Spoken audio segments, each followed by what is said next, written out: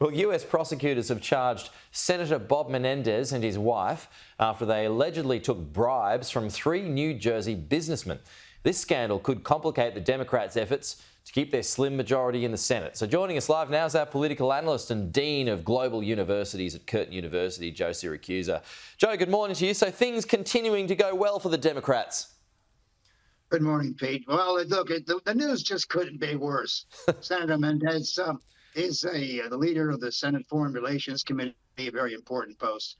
Turns out that he was peddling influence. In fact, everybody in Washington does. This is just the tip of the iceberg. So the Democrats can't claim to have clean skin in this kind of thing. And yes, it does jeopardize their numbers in the Senate. I think they have a two-seat margin, as a matter of fact. And all this comes today with the shocking news from the ABC Washington Post poll. If there were an election held today, the Donald Trump would win by 9% or 9 points. And you know, the American people are holding Joe Biden accountable for the economy. Only 30% think he's performing well in the economy. He's 19 points underwater in terms of approval rating. But as I say, Trump today, it would be a winner if there were an election. And we're talking about 9 points. We're not talking about the margin of error. But the Menendez thing, I think, just caps off a very, very bad week for President Biden. You know, and Biden, I believe, is finished. And the Democrats aren't going to go down with him. They're going to need somebody to come forward, someone on the bench. Yeah. The problem is there isn't anybody on the bench right now. And you know, the Democrats don't want to lose their place. Do you think more and more Democrats are going to start agitating, whether it's Newsom, whether it's Kamala Harris or somebody? Are they going to start agitating for a decision to be made? Oh, yeah, they're going to have to do this. There'll be a lot of stuff going on behind the scenes and in the corridors. Look, they got to get rid of this guy.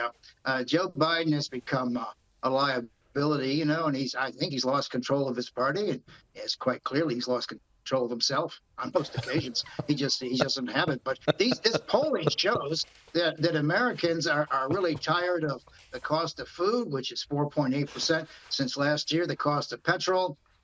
One guy was complaining $6 a gallon to get across California. So this is unacceptable. And, you know, Americans are like Australians. You know, they could only take so much guff for so long before they rebel. But Biden is going to be looking at Menendez and say, well, you know, this is the final, this is a straw that broke the camel's back. Okay, now when it comes to the Republicans, I mean, if Donald Trump is going to be the runaway nominee, when you get presidential hopes such as Ron DeSantis, if they get to the point where they realise I'm not going to be able to beat this guy, to save face, would they drop out and run again in 4 years? Oh, yeah, they would. Look, a lot of people time the runs for the presidency. They did 2 or 3 times, as a matter of fact. You know, Biden had 3 cracks at the presidency, I think, and in my lifetime, Governor Harriman had 3 cracks of it. So, you know, it's kind of a long, slow process. And Joe Biden has been lucky up till now, but, you know, Biden has run out of luck. I mean, he's got the problem at home and all the rest of it. And look, the president this morning, former President Trump is up by 51%, or he's 51% of the polling. I think the closest guy behind him is about 17%. I mean, he's destroyed the field. There's nothing left. And when there's a presidential debate this week, he's going to be talking to the union workers who are on the strike line this week, talking to them about how important it is for them to vote for him. So, you know, he's ignored the whole process. And what we're looking at now is not only top entertainment. We're looking at a guy who's in control. And let me tell you, European and Asian allies ought to take a real close look at this, because we're in for what I call Trump shocks. As soon as he gets in, everybody's going to have to recalculate and recalibrate.